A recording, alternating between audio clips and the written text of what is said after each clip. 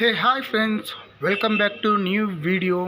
Friends, ಈ ವಿಡಿಯೋದಲ್ಲಿ ನಾವು ವರಮಹಾಲಕ್ಷ್ಮಿ ಹಬ್ಬಕ್ಕೋಸ್ಕರ ಮಾಡ್ತಾರಂಥ ಕರ್ಜಿಕಾಯಿನ ಹೇಗೆ ಮಾಡೋದು ಅಂತ ನಾನು ವ್ಲಾಗ್ ಮಾಡಿದ್ದೀನಿ. ಅದನ್ನು ಹೇಗೆ ಮಾಡೋದು ಅಂತ ನಾವು ಅಮ್ಮ ಮಾಡ್ತಾರೆ. ಆ್ಯಕ್ಚುಲಿ ನಾವು ಅಮ್ಮ ಹೇಳ್ತಾರೆ, ನಾನು ಮಾಡ್ತೀನಿ. ನೋಡೋಣ ಬನ್ನಿ ಫ್ರೆಂಡ್ಸ್. ಇದಕ್ಕೆ ನಾವು ಫಸ್ಟು ತೊಗೋಬೇಕಾಗಿರೋದು ಕಡಲೆಪಪ್ಪು. ನಾವು ಇದರಲ್ಲಿ ತೊಗೊಂಡಿರೋದು 1 kg ಕಡಲೆಪಪ್ಪು. ನಾವು ಯೂಸ್ ಮಾಡ್ತಾ ಇರೋದು ಈಗ 1 kg. ಸೊ ಅದಕ್ಕೆ 1 kg ಕಡಲೆಪಪ್ಪು ತೊಗೊಂಡಿದ್ದೀವಿ. 1 kg ಕಡಲೆಪಪ್ಪು ತೊಗೊಂಡು ಅದರೊಳಗಡೆ ಕಲ್ಲಿದೆಯಾ, ಮಣ್ಣಿದೆಯಾ, ಡಸ್ಟ್ ಇದೆಯಾ ಅಂತ ಚೆಕ್ ಮಾಡೋಕ್ಕೆ ಹೇಳಿದ್ರು ಅಮ್ಮ. ಸೊ ಅದನ್ನು ಚೆಕ್ ಮಾಡ್ತಾಯಿದ್ದೀನಿ. ಇದು ಚೆಕ್ ಮಾಡ್ಕೊಳ್ಳೋದು ಒಳ್ಳೆಯದೇ ಫ್ರೆಂಡ್ಸ್, ಅಂಗಡಿಯಲ್ಲಿ ತೊಗೊಂಬರೋದಲ್ವಾ. ಸೊ ಒಂದು ಸತಿ ಚೆಕ್ ಮಾಡಿಕೊಂಡ್ರೆ ನಾವು ತಿನ್ನೋವಾಗ ಅದು ಬಾಯಿಗೆ ಸಿಕ್ಕಿದ್ರೆ ಅಲ್ಲಿಗೆ ತೊಂದರೆ ಆಗ್ದಿರ ಚೆನ್ನಾಗಿರುತ್ತೆ ಫ್ರೆಂಡ್ಸ್. ಈ ಕಡಲೆಪಪ್ಪುನ ಚೆಕ್ ಮಾಡಿದ ನಂತರ ಇದನ್ನು ಒಂದು ಮಿಕ್ಸಿಗೆ ಹಾಕ್ಕೋಬೇಕು.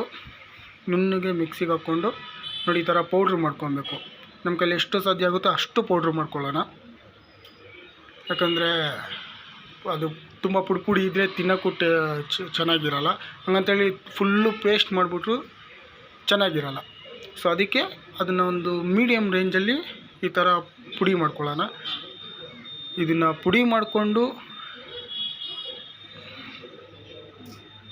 ಇದಾದ ನಂತರ ಇದಕ್ಕೆ ಬೆಲ್ಲ ಫ್ರೆಂಡ್ಸ್. ನೀವು ಅಚ್ಚ ಬೆಲ್ಲ ತೊಗೊತೀರಾ, ನಾರ್ಮಲ್ ಬೆಲ್ಲ ತೊಗೊತೀರಾ, ಅದು ನಿಮಗೆ ಸೇರಿದ್ದು. 1 kgಗೆ 1 kg ಬೆಲ್ಲನ ಮಾತ್ರ ಫುಲ್ಲು ಕ್ಲೀನಾಗಿ ಎಷ್ಟು ನಿಮ್ಮ ಕೈಲಿ ಸಾಧ್ಯ ಆಗುತ್ತೋ ಅಷ್ಟು ಪುಡಿ ಮಾಡ್ಕೊಳ್ಳಿ. ಯಾಕೆ ಅಂದರೆ ಮಿಕ್ಸಿಗೆ ಇದನ್ನು ಮತ್ತೆ ನಾವು ಪೌಡ್ರ್ ಜೊತೆಲಿ ಮಿಕ್ಸಿಗೆ ಹಾಕಬೇಕು. ಸೊ ಎಷ್ಟು ಸಾಧ್ಯ ಆಗುತ್ತೋ ಅಷ್ಟು ಪುಡಿ ಮಾಡಿಕೊಂಡು ನಂತರ ನಾವು ಆವಾಗಲೇ ಮಾಡ್ಕೊಂಡಿದ್ವಲ್ವ ಕಡಲೆಪಪ್ಪು, ಅದು ಸ್ವಲ್ಪ ಇದು ಸ್ವಲ್ಪ ಹಾಕ್ಕೊಂಡು ಎರಡನ್ನೂ ಮಿಕ್ಸ್ ಮಾಡ್ಕೊಬೇಕು. ಅದು ಇದು ಎರಡು ಹಾಕ್ಕೊಂಡು ಮಿಕ್ಸ್ ಮಾಡ್ಕೊಳ್ಳಿ. ಇದು ಅಷ್ಟೇ ಫ್ರೆಂಡ್ಸ್, ಆಲ್ಮೋಸ್ಟ್ ಒಂದು 2 ರೌಂಡ್ ತಿರ್ಗಿಸಿದ್ರೆ ಸಾಕು, ಕ್ಲೀನಾಗಿ ಮಿಕ್ಸ್ ಆಗಿಬಿಡುತ್ತೆ. ಆ್ಯಂಡ್ ಬೆಲ್ಲನೂ ಕಂಪ್ಲೀಟಾಗಿ, ಯಾಕಂದರೆ ನಾವು ಕ್ಲೀನಾಗಿ ಪುಡಿ ಮಾಡ್ಕೊಂಡಿದ್ನಲ್ವ, ಅದರಿಂದ ಅದು ಕಂಪ್ಲೀಟಾಗಿ ಮಿಕ್ಸ್ ಆಗಿಬಿಡುತ್ತೆ. ಒಂದು 3 ರೌಂಡ್ಸ್ ಹೊಡೆದ್ರೆ ಸಾಕು. ಗಾಡಿಯಲ್ಲಿ ಹೊಡೆಯೋ ರೌಂಡ್ಸ್ ಅಲ್ಲ ಫ್ರೆಂಡ್ಸ್, ಮಿಕ್ಸಿಯಲ್ಲಿ ಒಂದು 3 ರೌಂಡ್ಸ್ ತಿರ್ಗಿಸಿದ್ರೆ ಸಾಕು.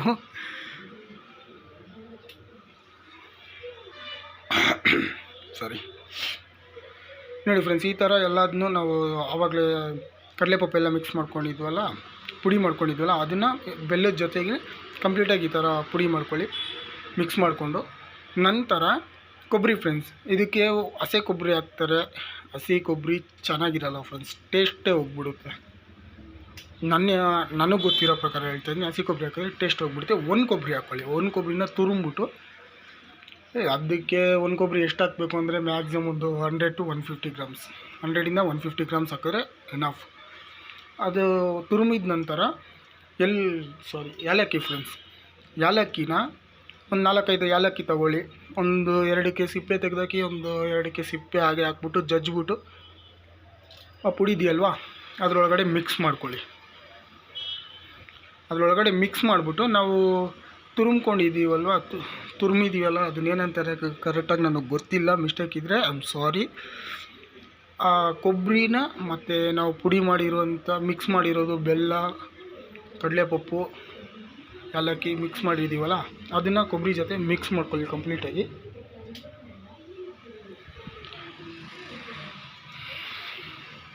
ಇದೆಲ್ಲ ಮಿಕ್ಸ್ ಆದ ನಂತರ ಫ್ರೆಂಡ್ಸ್ ಇದಕ್ಕೆ ಮೈದಾ ಹಿಟ್ಟು ಫ್ರೆಂಡ್ಸ್.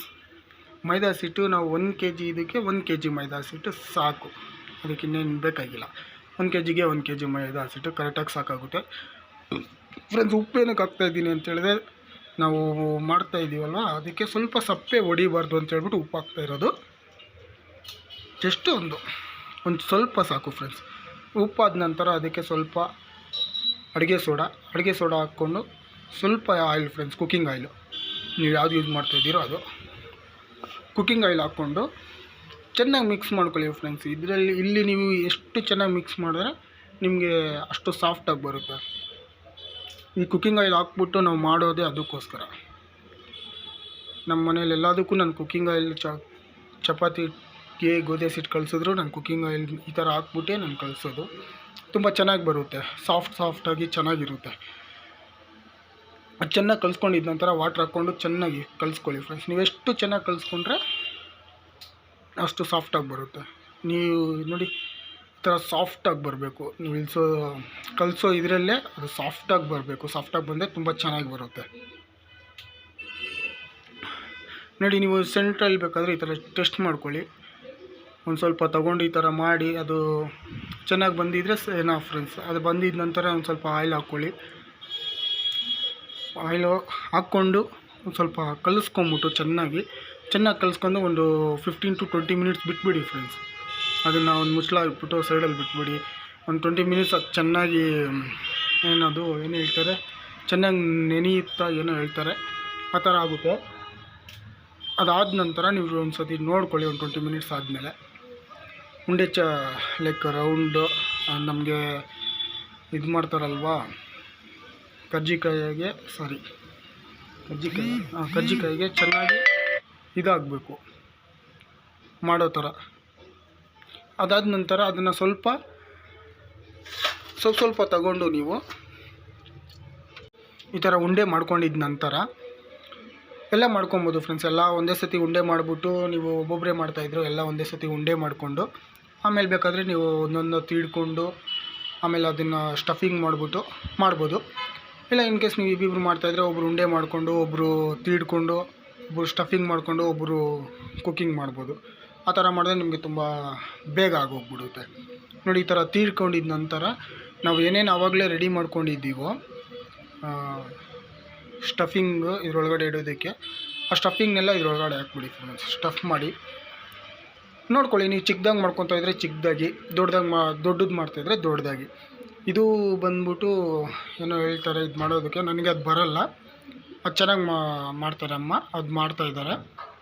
ಇದರಲ್ಲಿ 2-3 ಥರ ಮಾಡ್ತಾರೆ. ಹಾಗೆ ಫಿಟ್ ಮಾಡಿ ಬಿಟ್ಬಿಡ್ತಾರೆ, ಮತ್ತು ಇಲ್ಲಾಂದರೆ ಆಗೋ ಥರ ಬಿಟ್ಬಿಡ್ತಾರೆ. ಇದು ನಮ್ಮಮ್ಮ ಚೆನ್ನಾಗಿ ಮಾಡ್ತಾರೆ. ಇದು ನನಗೆ ಮಾಡೋಕ್ಕೆ ಬರೋಲ್ಲ ಫ್ರೆಂಡ್ಸ್. ಓಪನ್ ನನಗದು ಮಾಡೋದಕ್ಕೆ ಬರೋಲ್ಲ. ಅದೆಲ್ಲ ನಮ್ಮಮ್ಮನೇ ಚೆನ್ನಾಗಿ ಮಾಡ್ತಾರೆ. ನೋಡಿ, ಆವಾಗಲೇ ಹೇಳಿದ್ನಲ್ವ, ಅದೊಂದು ಥರ ಮತ್ತು ಇದೊಂದು ಥರ. ಈಗ ನಾವು ಅಮ್ಮಗೆ ಹೇಳಿದೆ ಯಾವುದೋ ಥರ ಅಂತ, ಸೊ ಅದಕ್ಕೋಸ್ಕರ ತೋರಿಸಿರೋದು. ಅದಾದಮೇಲೆ ಇದು ಮತ್ತೆ ಇನ್ನೊಂದಿಲ್ಲ, ಸೇಮ್ ಫಸ್ಟ್ ಮಾಡಿದ್ದೆ ಸೇಮ್ ಅದೇ ಥರ. ಸ್ವಲ್ಪ ಡಿಸೈನಾಗಿ ಚೆನ್ನಾಗಿ ಕಾಣಿಸ್ಬೇಕು ಅಂದರೆ ಈ ಥರ ಮಾಡ್ತಾರೆ. ಪೇಷನ್ಸ್ ಇರೋರು ಓಕೆ ವಿಲ್ ಡೂ ಅಂತ ಮಾಡೋರು ಮಾಡ್ತಾರೆ. ಇಲ್ಲ ಯಾರು ನಮಗೇನು ಮಾಡಬೇಕು ಅಡುಗೆ ತಿನ್ನೋಕ್ಕೆ ಅಲ್ವಾ, ದೇವ್ರಿಗಿಡೋದಕ್ಕೆ ತಿನ್ನೋದಕ್ಕೆ ಹೇಗೆ ಬೇಕಾದರೂ ಇರಲಿ ಅನ್ನೋರು ಹೇಗೆ ಬೇಕಾದರೂ ಮಾಡ್ಕೊತಾರೆ. ಅದು ಮಾಡೋ ಪ್ರೋಸೆಸ್ಸಲ್ಲೇ ನೀವು ಸ್ಟವ್ ಮೇಲೆ ಸ್ವಲ್ಪ ಎಣ್ಣೆ ಇಟ್ಬಿಟ್ಟು ಚೆನ್ನಾಗಿ ಕಾಯಿಸ್ಬಿಟ್ರೆ ಸಾಕು ಫ್ರೆಂಡ್ಸ್. ಚೆನ್ನಾಗಿ ಕಾಯಿಸ್ಕೊಂಡು ಅದು ಫುಲ್ ಹೀಟಾಗಿರಬೇಕು. ಅದು ಹೇಗಿರಬೇಕು ಅಂದರೆ ಮ್ಯಾಕ್ಸಿಮಮ್ ನಿಮಗೆ ನೋಡಿ ಫ್ರೆಂಡ್ಸ್, ಈ ಥರ ಬ್ರೌನ್ ಕಲರ್ ಬರಬೇಕು. ಈ ಥರ ಬ್ರೌನ್ ಕಲರ್ ಅದು ನೀವು ಆಯಿಲ್ ಚೆನ್ನಾಗಿ ಕಾಯಿಸಿದರೆ ಹಾಕಿದ್ದ ಒಂದು 2 ಮಿನಿಟ್ಸ್ಗೆಲ್ಲ ಬಂದ್ಬಿಡುತ್ತೆ. ಆ ಥರ ಅಷ್ಟು ಮಾತ್ರ ಆಯಿಲ್ ಬಿಸಿ ಮಾಡಿಕೊಂಡು ನೀವು ಮಾಡಿಟ್ಕೊಂಡು ಸ್ಟಫಿಂಗ್ ಎಲ್ಲ ರೆಡಿ ಮಾಡಿಟ್ಕೊಂಡಿರೋದನ್ನ ತೊಗೊಂಬಂದು ಎಣ್ಣೆಲಿ ಹಾಕ್ಬಿಟ್ಟು ಕುಕ್ ಮಾಡಿಕೊಂಡು ತೆಗೆದುಬಿಟ್ರೆ ರೆಡಿ ಫ್ರೆಂಡ್ಸ್.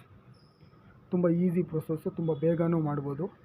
ತಿನ್ನೋಕ್ಕೂ ತುಂಬ ಟೇಸ್ಟಿಯಾಗಿರುತ್ತೆ. ಮಕ್ಕಳಿಗೆ ಈವ್ನಿಂಗ್ ಟೈಮ್ಸು ಅಥವಾ ಸ್ಕೂಲಿಗೆ ಕಳಿಸೋರಿಗೆ ಲಂಚ್ ಬಾಕ್ಸಲ್ಲಿ ಹಾಕಿ ಕಳಿಸಿದ್ರು ಮಕ್ಕಳು ತುಂಬ ಚೆನ್ನಾಗಿ ತಿಂತಾರೆ. ವಿಡಿಯೋ ಇಷ್ಟ ಆದರೆ ಲೈಕ್ ಮಾಡಿ, ಶೇರ್ ಮಾಡಿ, ಕಮೆಂಟ್ ಮಾಡಿ, ಚಾನಲ್ ಸಬ್ಸ್ಕ್ರೈಬ್ ಮಾಡಿ ಫ್ರೆಂಡ್ಸ್. Thank you.